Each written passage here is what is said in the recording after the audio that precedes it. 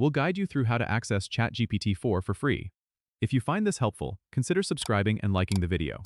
First, open your web browser and go to the official OpenAI website. Once you're there, look for the section that offers free access to ChatGPT-4. This might be under a Get Started or Try for Free button, which is usually highlighted on the homepage. Click on that, and you'll be directed to a sign-up page if you haven't already created an account. You need to enter your email address and create a password to register. After signing up, you might be prompted to verify your email address, so go ahead and check your inbox, and click on the verification link. Once your email is verified, return to the OpenAI website and log in with your new credentials.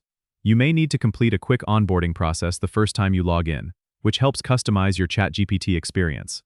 After that, you'll gain access to the ChatGPT interface, where you can start typing in your queries and enjoy the conversation. Remember, free access may come with some usage limitations, like a capped number of queries per day, but it's a fantastic way to explore what ChatGPT-4 can do.